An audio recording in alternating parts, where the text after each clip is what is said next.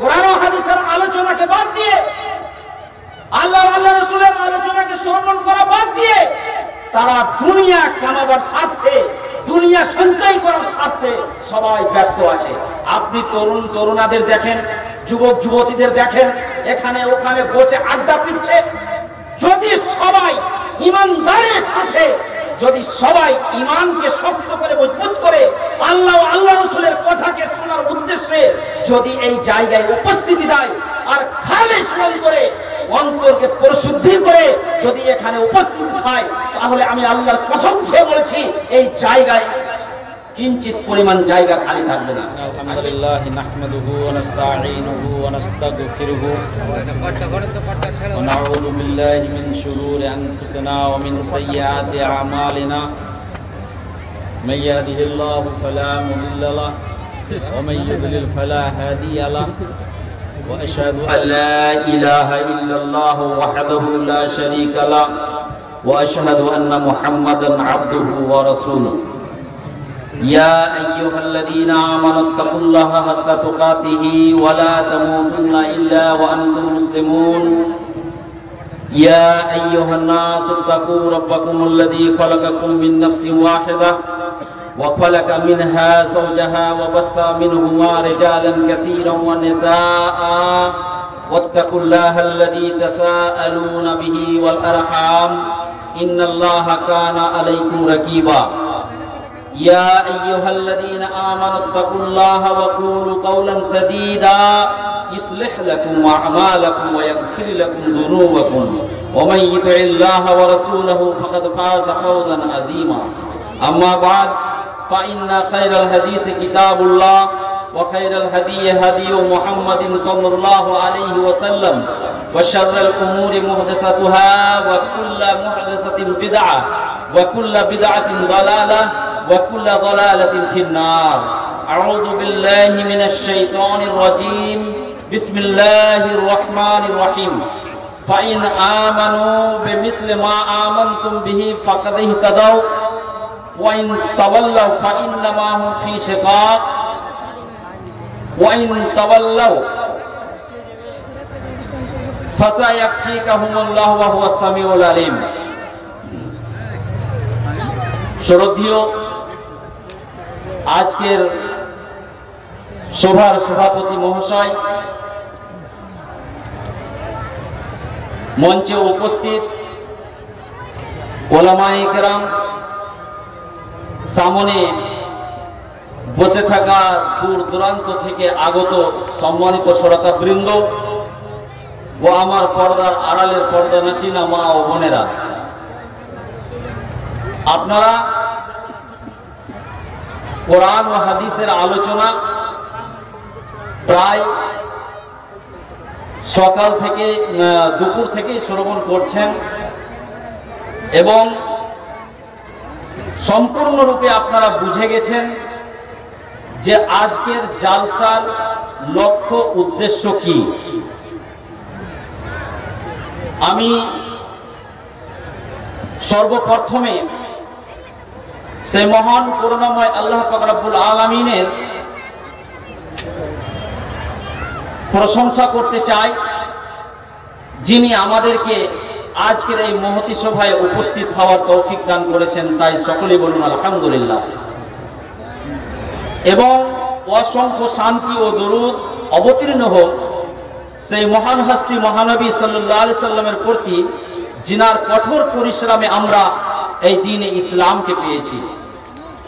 আমি আমার বক্তব্যের দিকে এগিয়ে যাওয়ার পূর্বে আমি এই সাইডে দাঁড়িয়ে আছেন যিনারা, আপনাদেরকে বলবো যে যদি আপনারা দ্বীন বুঝেন, ইসলাম যদি বুঝেন আর ইচ্ছা যদি আপনাদের আছে যে আজকে কিছু এখান থেকে নিয়ে যাব, তাহলে আপনারা একটু সামনের দিকে আসবেন। কথা হলো, দেখেন মহান আল্লাহ পাক রব্বুল আলামিন তিনি বলছেন ওমান আহসানু কাওলাম মিম্মান দাআ ইলাল্লাহ। ওই কথার চাইতে আর উত্তম কথা কি হতে পারে? ওই বাক্যর চাইতে আর কোন বাক্যটি উত্তম হতে পারে? সেই বাণীর চাইতে আর উত্তম বাণী কোনটি হতে পারে? যে বাক্য, যে কথা, যে বাণীর দ্বারাই মানুষকে আল্লাহর দিকে ডাক দেওয়া হয়। কি করা হয়? মানুষকে আল্লাহর দিকে ডাক দেওয়া হয়। আপনারা যে সভায় উপস্থিতি দিয়েছেন, এটা যেমন তেমন সভা নয়, এটা কোনো গান বাজনার দল নয়, এটা কোনো দুনিয়ার স্বার্থের জন্য এটা কোনো সভা নয়। আপনারা আল্লাহ তাআলা আল্লাহ রাসূলের বাণী ও কথাকে শুনে তারপর কি আমল করার জন্য স্বেচ্ছায় এখানে ছুটে এসেছেন। তাহলে আপনাদের উচিত হবে যে যতগুলি বক্তা বক্তব্য রাখবেন, কোরআন হাদিসের কথা শোনাবেন, আপনাদেরকে সেই সমস্ত কথাগুলিকে মূল্যায়ন করা। কিন্তু আফসোস আর দুঃখ, আজকে আমরা মুসলিম জাতি, মুসলিম হওয়ার সাথে সাথে আমরা খাঁটি আহলে হাদিস বলতে অত্যন্ত দুঃখ হয়, আর না বললেও হয় না। যেভাবে জালসা আর যেভাবে এই প্রোগ্রাম যে একটা রেওয়াজ আর প্রথা ধরে নিয়েছে, প্রথার রূপ ধারণ করেছে, এটা আর দাওয়াতে ইলাল্লাহ বলে কিছু থেকে যায়নি। দাওয়াতে ইলাল্লাহ বলে কিছু থেকে যায়নি, এটা শুধুমাত্র একটা প্রথার রূপ ধারণ করেছে। আমাদের অঞ্চলে আপনি দেখুন, আমাদের গ্রাম, আমাদের পার্শ্ববর্তী গ্রাম আর বিভিন্ন গ্রামে প্রতিদিন একের পর দিনের পর দিন যখন সিজন আসে, একের পর এক জালসা হয়, একের পর এক জালসা হয়। আর জালসা কি উদ্দেশ্য হয়? কেউ তাবলীগি উদ্দেশ্য করে কোরআন হাদিস শোনাবার জন্য, কেউ সংস্কারের সমাজ সংস্কারের উদ্দেশ্য করে, কেউ আবার দান ধ্যান চান্দা কালেকশনের উদ্দেশ্য করে। আর জনগণ পাবলিক সেখানে একত্রিত হয়ে সেই জালসাকে শ্রবণ করে, চান্দা দেয়, দান দেয়।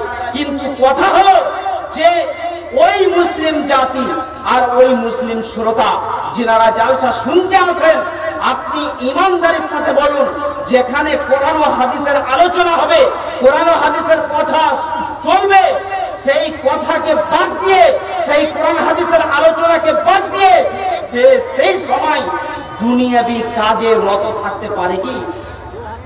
বলুন, পারে কি? দুনিয়ার স্বার্থে রত থাকতে পারে কি? আপনি বলুন, যখন কোরআন ও হাদিসের আলোচনা হবে, যখন আল্লাহ রাসূলের কথা আলোচনা হবে, যার মধ্যে আত্মমর্যাদা রয়েছে, যার মধ্যে ইমানের সরিষা পরিমাণ ইমান রয়েছে, সে কোনদিনই এই সুন্দর কথা, এই সুন্দর বাণীকে বাদ দিয়ে সে দুনিয়াবি কাজে লিপ্ত থাকতে পারে না। আপনি দেখুন, আজকে আমাদের এখানে জালসা হচ্ছে, এই জালসাকে কেন্দ্র করে মনিরামপুর গ্রামের বাড়ি বাড়ি আপনি চেক করুন, কত খাবার ভালো মন্দ রান্না হয়েছে। বাইরে থেকে মেহমান এসেছে, অতিথি এসেছে, জালসা শোনার উদ্দেশ্যে এসেছে, কিন্তু সেখানে সে মেহমান নওয়াজি করছে কিনা? জালসা শোনা বাদ দিয়ে, কোরআন ও হাদিসের আলোচনা শ্রবণ করা বাদ দিয়ে সে খাবার দাবারের মধ্যে আছে। আপনি দেখুন, এই জালসা আর হাদিস কোরআনের আলোচনা শোনা বাদ দিয়ে দেখুন আপনার পাশে দোকানপাট লাগা রয়েছে। এই দোকানপাটগুলি কাদের? কোন অমুসলিম এখানে এসে দোকানপাট করেছে? অমুসলিমরা করেছে? অমুসলিমরা করেনি, আমার আপনার জাত ভাইরাই এখানে দোকানপাট করেছে। তো কোরআন ও হাদিসের আলোচনাকে বাদ দিয়ে, আল্লাহ রাসূলের আলোচনাকে শ্রবণ করা বাদ দিয়ে তারা দুনিয়া কামাবার স্বার্থে, দুনিয়া সঞ্চয় করার স্বার্থে সবাই ব্যস্ত আছে। আপনি তরুণ তরুণাদের দেখেন, যুবক যুবতীদের দেখেন, এখানে ওখানে বসে আড্ডা পিটছে। যদি সবাই ইমানদারের সাথে, যদি সবাই ইমানকে শক্ত করে মজবুত করে আল্লাহ রাসূলের কথাকে শোনার উদ্দেশ্যে যদি এই জায়গায় উপস্থিতি দেয়, আর খালিস মন করে অন্তরকে পরিশুদ্ধি করে যদি এখানে উপস্থিত হয়, তাহলে আমি আল্লাহর কসম খেয়ে বলছি, এই জায়গায় কিঞ্চিত পরিমাণ জায়গা খালি থাকবে না। থাকবে কি? কিন্তু হয়েছে আসলে কি? আসলে হয়েছে এটা, এখান থেকে কোরআন ও হাদিসের কথা সঞ্চয় করার অধিকাংশেরই উদ্দেশ্য নাই। উদ্দেশ্য কি হয়েছে? মনোরঞ্জন করা, এনজয় করা। এই জালসা যেখানে আল্লাহ রাসূলের কথা শ্রবণ করা হয়, দূর দারাজ থেকে বক্তা নিয়ে আসা হয়, এই জালসাকে মানুষ এন্টারটেইনমেন্টের মাধ্যম বানিয়ে নিয়েছে। এই জালসাকে মানুষ এনজয় করার মাধ্যম বানিয়ে নিয়েছে, সে পুরুষ হোক কিংবা মহিলা হোক। তাই আপনাকে আমি আজকে স্টেজের মাধ্যম থেকে বলি, সাবধান হয়ে যান, আপনি সতর্ক হয়ে যান। আপনি যতই লক্ষ টাকা খরচ করে জালসা করুন না কেন, আপনার জালসা কাজে আসবে না যতক্ষণ পর্যন্ত শ্রোতা এবং জালসা পক্ষরা এই ব্যবস্থাপনা নেবে যে চারটি শ্রোতা হোক, 5টি শ্রোতা হোক, একটাই শ্রোতা হোক না কেন, শুধু এখান থেকে একটাই পেগাম থাকবে, সেটা হবে দাওয়াতে ইলাল্লাহ, খালিস মুখলে মানে অন্তর পরিশুদ্ধির সাথে ইখলাসের সহিত মানুষের কাছে এই পেগাম আপনাকে দিতে হবে। আল্লাহ পাক রব্বুল আলামিন আমাদেরকে যেন, আমাদের সকলকে যেন কোরআন ও হাদিসের নিখুঁত কথা শুনে তার প্রতি আমল করার তৌফিক দিন, এবং এই জালসা এত খরচ বরচ করে যে জালসার ব্যবস্থাপনা হচ্ছে, এই জালসাগুলো থেকে আমাদেরকে সঠিকভাবে লাভ আর উপকার উঠাবার তৌফিক দিন, বলুন আমিন। এবারে আপনাদের আমি বলি, আমি যে আয়াতটি পরিবেশন করেছি আপনাদের সামনে, এই আয়াতে মহান আল্লাহ পাক রব্বুল আলামিন তিনি বলছেন, লক্ষ্য করবেন, মহান আল্লাহ পাক রব্বুল আলামিন তিনি বলছেন, ফাইন আমানু বিমিসলি মা আমানতুম বিহি ফাকাদ ইহতাদাউ,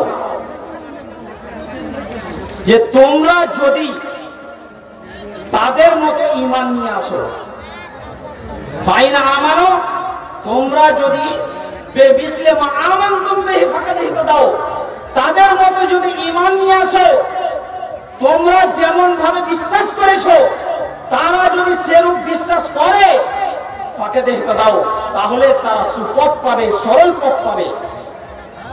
ওয়াইন তাওয়াল্লাউ, আর যদি তারা মুখ ফিরিয়ে নেয়, ফাইন্নামা হুম ফি শিকাক, তাহলে তারা বিরুদ্ধাপন্ন ব্যবহার করলো, তারা আল্লাহর বিরুদ্ধ করলো, তারা বিপরীত করলো। ফাসায়াকফিকাহুমুল্লাহু ওয়া হুয়াস সামিউল আলিম, আর জেনে রাখো তাদের তুলনায়, তাদের বিষয়ে আল্লাহ তোমাদের জন্য যথেষ্ট, আল্লাহ শুননেওয়ালা ও জাননেওয়ালা। এই আয়াতের আসল একটু আমরা লক্ষ্য করি যে আল্লাহ পাক রব্বুল আলামিন এই আয়াতের দ্বারাই আমাদের কি বলতে চাইছেন, কি সন্দেশ দিচ্ছেন। এই আয়াতে অত্যন্ত বড় পেগাম এই বিশ্বের মুসলমান মহাপ্রলয়ের দিবস অবধি যতজন মুসলমান এই পৃথিবীতে আসবে, সমস্ত মুসলমানের জন্য এই আয়াতে রয়েছে অত্যন্ত বড় একটা পেগাম আর সন্দেশ। সেটা কি? আল্লাহ পাক রব্বুল আলামিন তিনি বলছেন, উপমা দিয়ে, এক্সাম্পল দিয়ে বলছেন, ফাইন আমানু বিমিসলি মা আমানতুম বিহি ফাকাদ ইহতাদাউ, তোমরা যেমন বিশ্বাস করেছো, সাহাবাদের দিকে লক্ষ্য করে বলছেন, সাহাবাদেরকে কেন্দ্র করে বলছেন, সাহাবাদের ঈমানের উপমা দিয়ে বলছেন ইহুদিদেরকে আর অন্যদেরকে, যে তোমরা যেমন বিশ্বাস করেছো সে রূপ যদি তারা বিশ্বাস করে। সাহাবাদের ঈমানের উপমা দিয়ে আল্লাহ রাব্বুল আলামিন বলেছেন যে এই মতো যদি বিশ্বাস করে তাহলে সরল পথ পাবে, আর যদি এই থেকে ওরা মুখ ফিরিয়ে নেয় তাহলে তোমাদের বিরুদ্ধে গেল। জেনে রাখো তাদের জন্য আল্লাহ তোমাদের জন্য যথেষ্ট, তাদের বিরুদ্ধে আল্লাহ তোমাদের জন্য যথেষ্ট। সাহাবাদের, তাহলে এই আয়াতে স্পষ্ট আল্লাহ পাক রব্বুল আলামিন সাহাবাদের ঈমান, সাহাবাদের বিশ্বাস, সাহাবাদের ঈমানকে সারা বিশ্বের মুসলমানদের জন্য, বিশ্ববাসীর জন্য আইডিয়াল বানিয়ে দিয়েছেন, নমুনা বানিয়ে দিয়েছেন, আদর্শ বানিয়ে দিয়েছেন। তাহলে আমাদেরকে ফলো করতে হবে সাহাবাদের ঈমান। সাহাবারা কেমন ভাবে বিশ্বাস করেছিলেন? বিশ্বাস এত কঠোর ছিল, বিশ্বাস এত মজবুত ছিল যে মহাপ্রলয়ের দিবস অবধি আল্লাহ পাক রব্বুল আলামিন পবিত্র গ্রন্থ কোরআন মাজিদে এটাকে লিপিবদ্ধ করে দিয়েছেন। আয়াত রাদিয়াল্লাহু আনহু, আল্লাহ পাক রব্বুল আলামিন তাদের প্রতি সন্তুষ্ট হয়ে গেছেন এবং তারা আল্লাহর প্রতি সন্তুষ্ট হয়ে গেছে, সাহাবারাও হয়ে গেছেন এবং সাহাবাদের প্রতি আল্লাহ পাক রব্বুল আলামিন সন্তুষ্ট হয়ে গেছেন। তাহলে এমন কোন কাজ সাহাবা একরাম নিজের জীবনে করেছিলেন, কেমন ভাবে আল্লাহর প্রতি বিশ্বাস করেছিলেন, কেমন ভাবে ঈমান এনেছিলেন, ইসলাম এবং দ্বীনের জন্য কেমন ভাবে বিশ্বাস স্থাপন করেছিলেন, যে আল্লাহ তাদের ঈমানকে লিপিবদ্ধ করে দিয়েছেন এবং এক্সাম্পল বানিয়ে দিয়েছেন, আদর্শ বানিয়ে দিয়েছেন।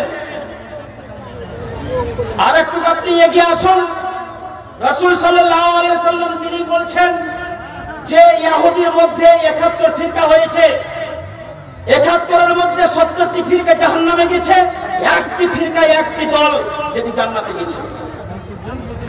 70 ফিরকা, 71-এর মধ্যে 70টি ফিরকা জাহান্নামে যাবে, একটি ফিরকায় একটি দল জান্নাতে যাবে।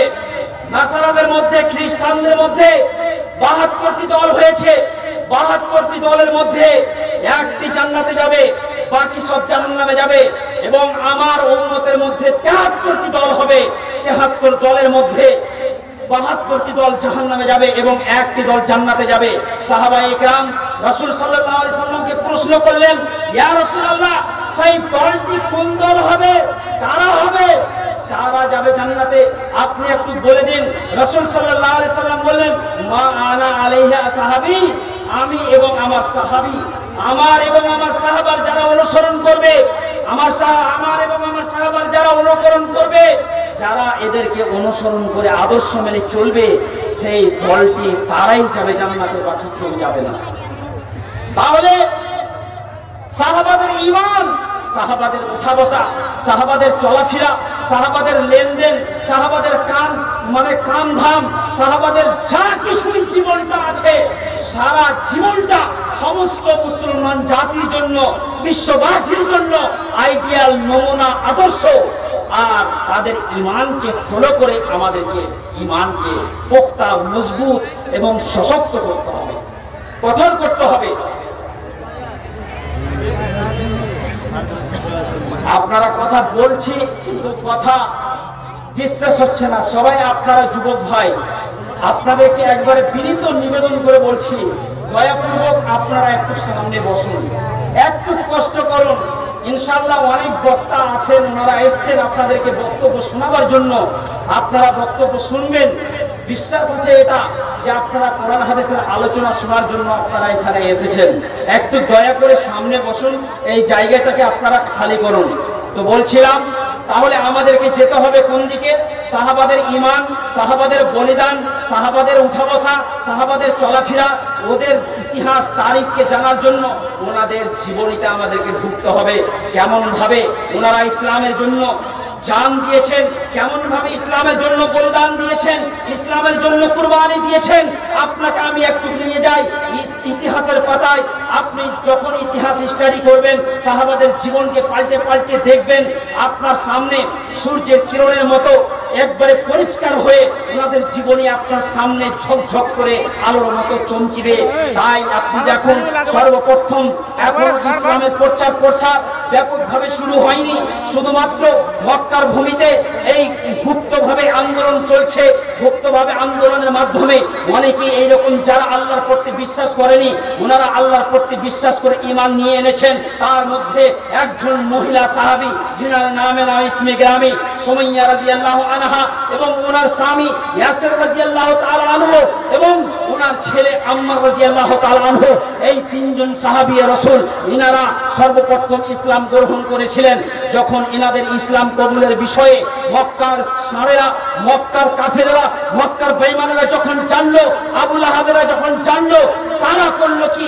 ইনাদের বিরুদ্ধে তারা সমস্ত সমাজের মানুষকে একত্রিত করে অ্যাকশন নিল। এদের বিরুদ্ধে তারা পদক্ষেপ উঠালো, এদেরকে শাস্তি দিতে হবে। আমরা আমাদের এই 365টি মাবুদারে বাতিলার বিরুদ্ধে তারা একটি মাবুদকে কি করে মেনে নিতে পারে, একটি মাবুদের সামনে কি এবং কেমন ভাবে মাথা নত করতে পারে দেখে নিব। তাই এরা করলো কি? এই পরিবার, এই সাহাবী রাসূলদের পরিবার অত্যন্ত নিরীহ ছিল, অত্যন্ত গরিব ছিল, অসহায় ছিল, সম্পদ, ধন সম্পদ সে মতো ছিল না।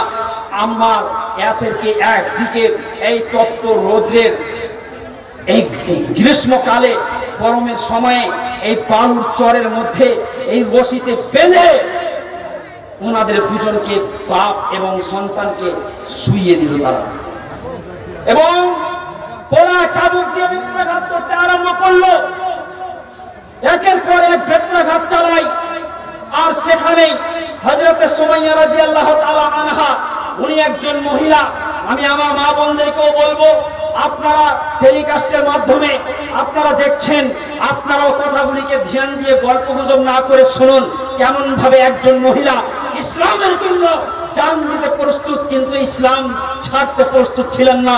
কেমন বিশ্বাস ছিল, কেমন ঈমান ছিল, কেমন জজবা ছিল, কঠোর বিশ্বাস এবং জজবা। আপনি দেখুন সুমাইয়া রাদিয়াল্লাহু তাআলা আনহার চোখের সামনে ওনার স্বামীকে এবং ওনার ছেলেকে কলেজার টুকরোকে শাস্তি দেওয়া হচ্ছে, আযাব দেওয়া হচ্ছে, শাস্তি দেওয়া হচ্ছে, এবং সুমাইয়াকে বলা হচ্ছে, এ সুমাইয়া, এখনো তোমার কাছে সময় রয়েছে, তুমি যদি মুক্তি পেতে চাও, তোমার ছেলে এবং তোমার স্বামী যদি পরিত্রাণ পেতে চাও, এবং তুমি নিজেই যদি মুক্তি পেতে চাও, তাহলে এখনো সময় রয়েছে, আমাদের দিকে ফিরে আসো, এক আল্লাহকে ত্যাগ করো, ইসলামকে ত্যাগ করে দাও, আমরা তোমাদেরকে এই শাস্তি থেকে নাজাত এবং মুক্তি দিয়ে দিব। সুমাইয়া রাদিয়াল্লাহু তাআলা আনহা তিনি বললেন, শুনে রেখো, আমার স্বামী, আমার ছেলে এবং আমার প্রান্তরের কথা, আর যদি কিছু কোরবান দেওয়ার প্রয়োজন পড়ে আমি প্রস্তুত রয়েছি, কিন্তু ঈমান ছাড়তে প্রস্তুত নয়। এই কথা যখন শুনলো হযরত সুমাইয়া রাদিয়াল্লাহু তাআলা আনহার হাত এবং পাকে দুই উটনির সাথে বেঁধে দিয়ে এবং লজ্জা স্থানে শক্ত এবং লোহার অস্ত্র দিয়ে আঘাত করে দিয়ে চিরজন্মের মতো সেই শয়তান, দুষ্ট, দুরাচার, কাফির, মুশরিকরা শহীদ করে দিল তারা হযরত সুমাইয়া রাদিয়াল্লাহু তাআলা আনহাকে। দেখুন হে মুসলিম জাতি এবং আমার তরুণ যুবক ভাই ও বোন, বিশ্বাস একটু আপনারা এই ইতিহাসটিকে কাছে থেকে দেখুন এবং জানুন কেমন ভাবে সাহাবারা বলিদান দিয়েছেন, ইসলামের জন্য কুরবান দিয়েছেন, কিন্তু ইসলাম ছাড়তে, ইসলামের সাথে কিঞ্চিত পরিমাণ সমঝোতা করতে প্রস্তুত হননি, কোনো প্রকার প্রস্তুতি নেননি। তাই তো আল্লাহ রাব্বুল আলামিন এই সাহাবাদের ঈমান, এই সাহাবাদের জীবনকে সারা জীবনের জন্য মহাপ্রলয়ের দিবস অবধি সারা বিশ্বজাহানের মানুষের জন্য আইডিয়াল নমুনা বানিয়ে দিয়েছেন। আপনি বিশ্বাস করুন, যখন আপনি ইতিহাসের পাতা উল্টে দেখবেন, শুধু জান নয়, ইসলামের জন্য যখন মাল ও সম্পদের প্রয়োজন পড়েছে, ইসলামের জন্য যখন সম্পদের প্রয়োজন পড়েছে, ধনের প্রয়োজন পড়েছে, সাহাবায়ে কেরাম নিজের প্রাণ খুলে ইসলামের জন্য সম্পদকে ব্যয় করেছেন, খরচ করেছেন।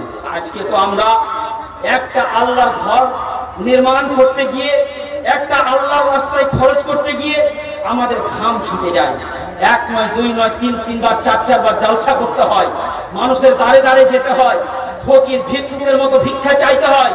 শুনুন, এমন একটা দিন আসবে যেই দিন আপনার কাছে ধন সম্পদ থাকবে, কিন্তু আপনার ধন সম্পদ নেওয়ার মানুষ হবে না। এমন একটা সময় আসবে যেই দিন আপনি খুঁজবেন যে এই আমার 10টি টাকা কাউকে দান স্বরূপ দিয়ে দেব, কিন্তু সেই দিন আপনি দান দেওয়ার জন্য খুঁজবেন, কিন্তু সেই দিন লোক খুঁজে পাবেন না। আপনি দেখুন সাহাবায়ে কেরাম কেমন ভাবে ইসলামের জন্য, জান্নাতের লোভে, আখিরাতকে কেন্দ্র করে কেমন ভাবে ইসলামের জন্য সম্পদ এবং মালকে ব্যয় করেছে। একজন প্রসিদ্ধ সাহাবী, সম্পদশীল ব্যক্তি ছিলেন, যার নাম আব্দুর রহমান বিন আওফ রাদিয়াল্লাহু তাআলা। শুনে হবেন আপনারা, এই আব্দুর রহমান যখন ইসলাম কবুল করলেন, ইসলাম গ্রহণ করলেন, ইসলাম কবুল করে মক্কা থেকে মদিনার দিকে পাড়ি দিবেন, সফর দিবেন।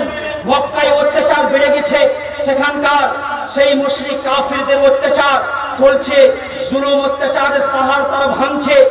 এই অত্যাচারকে দেখে রাসূল সাল্লাল্লাহু আলাইহি সাল্লাম সাহাবায়ে কেরামকে আদেশ করেছিলেন, নিজে স্বয়ং মক্কা থেকে মদিনায় হিজরত করেছিলেন। আব্দুর রহমান উনিও প্রস্তুতি গ্রহণ করলেন যে আমিও এই মক্কাকে ত্যাগ করে রাসূল সাল্লাল্লাহু আলাইহি সাল্লামের দিকে এগিয়ে যাব, যেখানে উনি গেছেন সেই দেশেই আমি চলে যাব।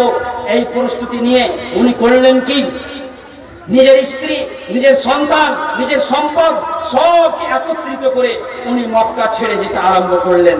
এই দৃশ্য দেখে মক্কাবাসীরা আপোষে আলোচনা করে, তারা মিটিং করে তারা নির্ণয় নিল যে আমাদের গলিতে থেকে, আমাদের শহরে থেকে, আমাদের এই টাউনে থেকে, আমাদের সিটিতে থেকে এই আব্দুর রহমান যা কিছু ধন সম্পদ সঞ্চয় করেছে, কোনো মতেই আমরা এই সম্পদকে তাকে সঙ্গে করে নিয়ে যেতে দেব না। তারা বিরোধ করলো, প্রতিবাদ করলো।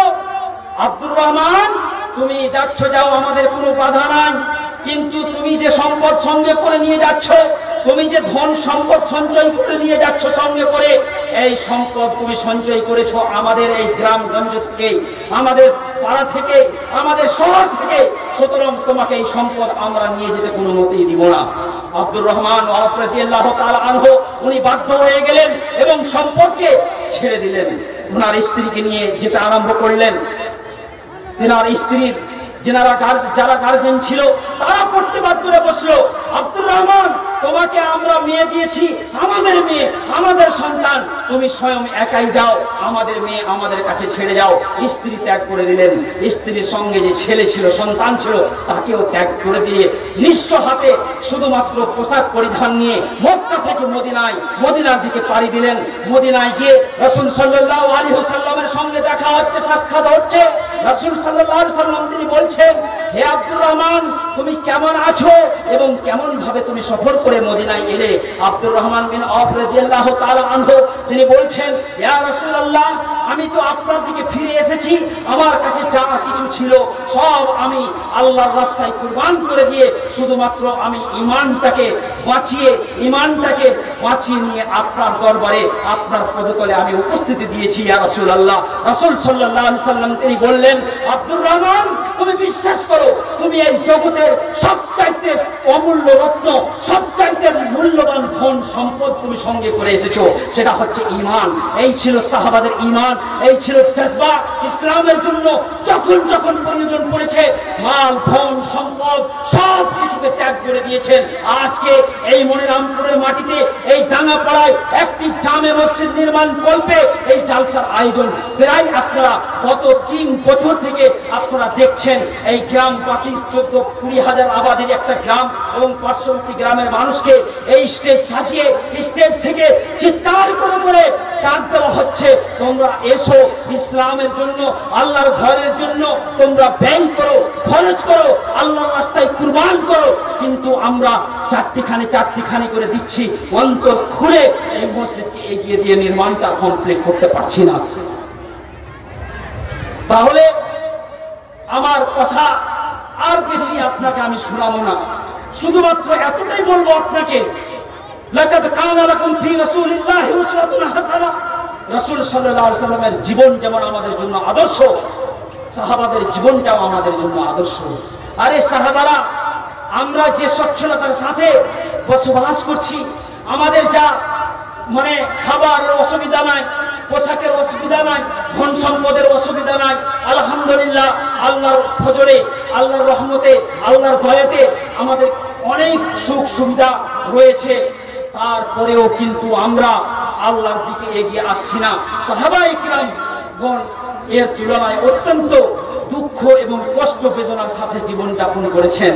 পায়ে যদি পরার জন্য জুতো স্যান্ডেল জুটেনি, পোশাক এক টাইমের যদি নিচেকার পোশাক ছিল, ওপরকার ছিল না, ওপরকার ছিল তো নিচেকার ছিল না। কোনো সময় খাবার পেটে ফিরেছেন, কোনো সময় পাননি, পেটে পাথর বেঁধে বেঁধেও জীবন যাপন করেছেন সাহাবায়ে কেরাম। তো আপনারা এই সুযোগকে, আপনারা যে স্বচ্ছলতা আল্লাহ তাআলা আপনাদেরকে দিয়েছেন, এই স্বচ্ছলতাকে গনিমত মনে করে, এই স্বচ্ছলতাকে, সুযোগকে আপনি কাজে লাগাবার চেষ্টা করুন। আপনি দ্বীনি জালসায় আসুন, জালসা শুনুন, উলামায়ে কেরামের মুখ থেকে বক্তব্য শুনুন। এটাকে বাজারের আড্ডা বানায়েন না, এই জালসা গাকে মেলার আড্ডা বানায়েন না, এই জালসা গাকে দুনিয়ার মতো এন্টারটেইনমেন্ট করার জায়গা বানায়েন না। এখান থেকে কোরআন ও হাদিসের কথা আলোচনাকে শুনে নিজের জীবনটাকে পরিবর্তন করার চেষ্টা করুন। এবং যে উদ্দেশ্যে আপনাদেরকে এখানে ডাকা হয়েছে, যে উদ্দেশ্যে আপনারা একত্রিত হয়েছেন এবং এখানকার কমিটি বৃন্দ যে উদ্দেশ্যে এই জালসার আয়োজন করেছেন, আপনারা দানে যার যেমন সামর্থ্য, কেউ 10 টাকা, কেউ 20 টাকা, কেউ 50 টাকা, কেউ 500 টাকা, কেউ 1000 টাকা, কেউ 10,000, কেউ 20,000, কেউ খালি হাত যাবেন না। জানি না এখন সুযোগ পেয়েছেন, আপনি ঘন্টাখানিক পরে সুযোগ নাও পেতে পারেন। এখন আপনি বসে আছেন, ঘন্টাখানিক পর আপনি এই বসে থাকার সুযোগটা পাবেন কিনা এটা জানা নাই। কথা অনেক আছে, আমরা তো এইভাবেই কথা বলি এবং জনগণ এবং জনসাধারণকে শোনাই। যদি আপনাদের আমার কথা শুনে কিছু যদি আপনাদের মনের মধ্যে পরিবর্তন এসেছে, তাহলে অবশ্যই এই নেকির খাতায় নাম লিখিয়ে যাবেন এবং পরবর্তীতে যারা আসছেন বক্তব্য দেওয়ার জন্য, ওনাদের বক্তব্য শুনে আপনারা খুব শান্তি শৃঙ্খলার সাথে বসে ওনাদের বক্তব্যকে শ্রবণ করে অবশ্যই ওনাদের হাতে আপনারা কিছু কিছু দিয়ে যাবেন। আল্লাহ পাক রব্বুল আলামিন আমাদেরকে যেন দিন বুঝার এবং বুঝার সাথে সাথে দিনের প্রতি আমল করার এবং সাহাবীদের জীবনীটাকে আমাদের জন্য যেন আদর্শ বানিয়ে তার সেই নিজের জীবনে সাহাবাদের জীবনীটাকে যেন আমরা বাস্তবায়ন করতে পারি, এই জন্য তৌফিক আল্লাহ যেন আমাদেরকে দেন। সকলে বলুন আমিন। ওয়া আখিরু দাওয়ানা আনিল হামদুলিল্লাহি রাব্বিল আলামিন। আসসালামু আলাইকুম।